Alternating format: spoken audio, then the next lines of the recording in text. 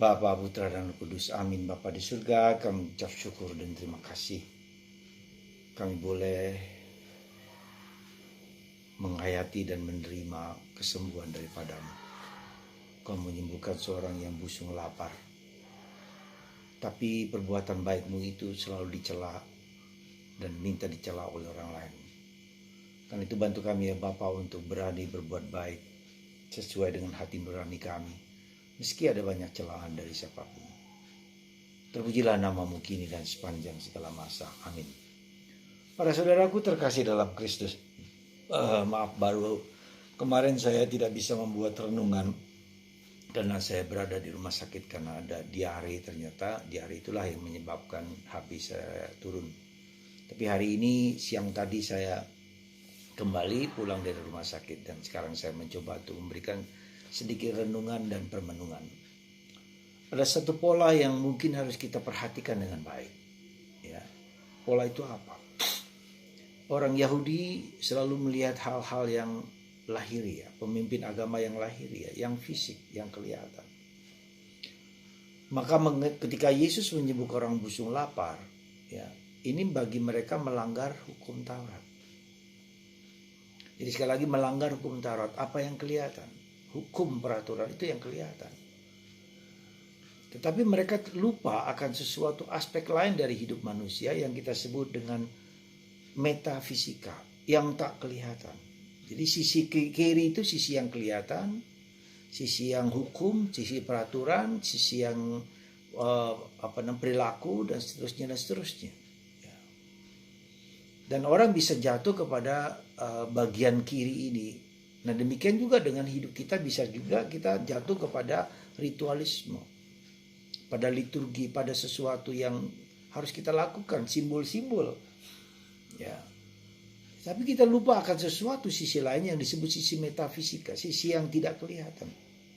Motivasi, pikiran, perasaan, emosi, ya, keutamaan-keutamaan, dosa, roh jahat, roh baik, roh kudus, Allah, ini yang disebut sisi metafisika. Ya. Nah, kedua hal ini sebetulnya merupakan satu kesatuan. Sekali lagi satu kesatuan, satu sinergi. Kita hidup dalam yang kelihatan maupun yang tak kelihatan. Kita masih ingat ketika dalam kredo yang panjang Tuhan menciptakan yang kelihatan dan yang tak kelihatan. Dan seringkali yang tidak kelihatan inilah yang menentukan yang kelihatan. Ya. Jadi misalnya sebagai contoh ya, orang sakit itu ada virus, ada penyakit-penyakit, tapi juga bisa karena psikosomatis, karena psikis, karena stres, karena tekanan-tekanan batin dan seterusnya. Ya, nah maka dua aspek ini harus kita perhatikan, aspek fisika dan aspek metafisika. Metafisika itu yang kelihatan. Nah, orang Yahudi jatuh kepada yang hukum ini, peraturan. Asal kamu menjalankan hukum peraturan, maka kamu bebas. Tidak. Ya. Tetapi ketika ini maka orang di sini menjadi dangkal. Kita harus menjadi tidak hanya dangkal, tapi harus menjadi lebih mendalam. Dan ini jauh lebih besar karena unsur sadar ini kan unsur sadar, conscious. Di bawah conscious itu disebut subconscious. Di bawah sadar, tetapi juga ada bagian unconscious. Ya. Nah, maka kita harus belajar, saudaraku terkasih. Dalam hidup beriman pun harus belajar. Tidak cukup. Kenapa kita hidup rohani, hidup yang sebelah kanan, hidup di mana kita memperhatikan sikap batin kita. Ya. Panca indera batin kita. Di sini panca indera fisik. Melihat, mendengar, merasa, mengecap, ya. Dan mencium. Itu sisi yang nampak, tapi juga panca indera batin kita. Batin kita bisa melihat, merasakan sesuatu yang tidak kelihatan. Nah, itulah yang terjadi. Kalau nanti kita lihat dalam kitab suci, hal ini sangat dominan, saudaraku terkasih. Kalau kita hanya memperhatikan ini, maka kita bisa menjadi munafik. Kita bisa terlalu rigoristik, terlalu ketat dalam disiplin kehidupan, tapi tidak memperhatikan apa yang di dalam motivasi-motivasi di dalam, apa yang rohani. Jadi kalau kita mengikuti bagaimana supaya kita dua hal ini bertumbuh berkembang dengan baik, ya, ada banyak cara. Cara yang pertama misalnya kita belajar terus membaca, memperdalam ilmu kita. Membaca, belajar, terus belajar untuk mengisi otak dan kemampuan kita untuk tidak hanya melihat yang aspek lahiriah, tapi lebih dalam daripada itu. Ada banyak misteri kehidupan yang di sebelah kanan kita ini. Membaca, ya, lalu merenungkan, merefleksikan hidup kita. Kenapa saya hari ini, misalnya hari ini saya sakit 2-3 hari, mungkin lah saya melihat secara fisik mungkin saya masuk angin, tetapi secara psikis mungkin saya juga stres, atau mungkin karena pekerjaan terlalu berat, mungkin lupa dengan umur saya yang sudah umur ini lalu dipaksa. Itu juga menyebabkan satu refleksi. Oh ya sudah, saya sadar bahwa saya bukanlah seumur lagi, harus memperhatikan itu. Ya. Lalu coba lihat, jadi membaca, merenungkan, belajar terus. Kemudian belajar diam, belajar hening, belajar sunyi. Ya. Supaya kita bisa melihat yang tak kelihatan ini, bukan hanya yang kelihatan. Yang kelihatan yang memunculkan diri. Ya. Lalu kita belajar membaca kitab suci, merenungkannya. Ya. Saya mengajak misalnya anak-anak kami, anak apostolat, untuk membaca kitab suci, Injil setiap hari.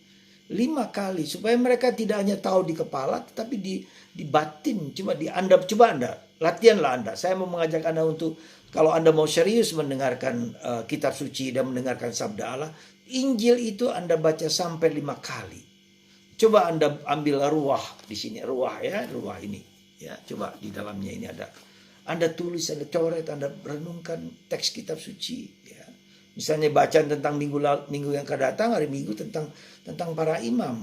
Tugas seorang imam itu memperhatikan hal-hal rohani. Bagaimana dia berkomunikasi dengan Tuhan, bagaimana dia berdialog dengan Tuhan, bagaimana dia berkomunikasi dengan sesama, dengan dirinya sendiri, supaya itu dapat diberikan kepada orang lain.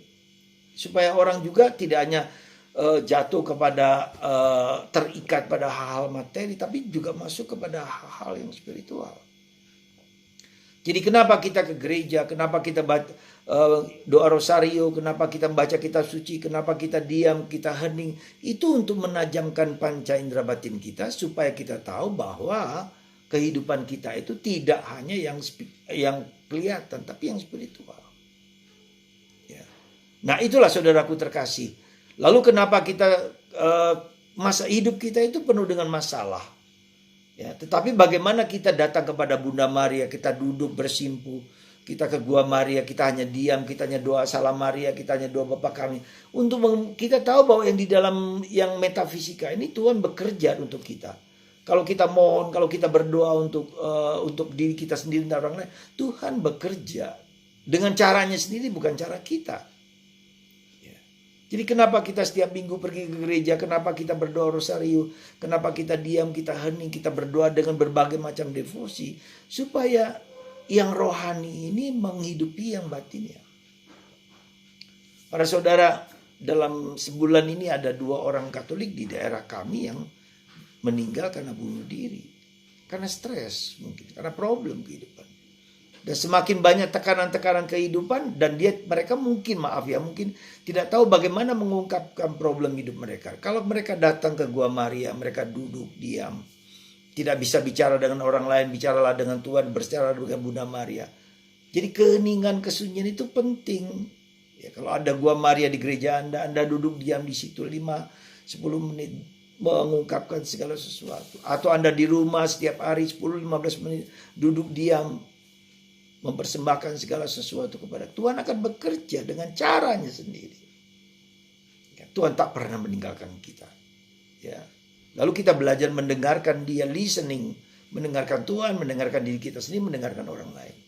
Jadi saudaraku terkasih, supaya kita tidak jatuh seperti orang Farisi yang menghakimi Yesus yang berbuat baik, maka kita juga harus menumbuhkan kebiasaan-kebiasaan habitus dalam diri kita, supaya kita dapat dan mampu untuk berbuat baik, ya, mempersembahkan hidup kita dengan baik. Semoga Tuhan memberkati Anda semua, memberkati kita semua untuk masuk di dalam yang sering kali kita buat duk in alto, masuklah ke sisi metafisika, sisi yang tak kelihatan ini. Ya, tak hanya sisi yang kelihatan ini, tapi digabung menjadi satu. Maka hidup kita akan menjadi lebih tenang, lebih damai, karena Tuhan tak pernah meninggalkan kita sedetik pun. Tuhan memberkati Anda semua dalam nama Bapa dan Putra dan Roh Kudus. Amin. Bapa, Putra dan Roh Kudus. Bapa.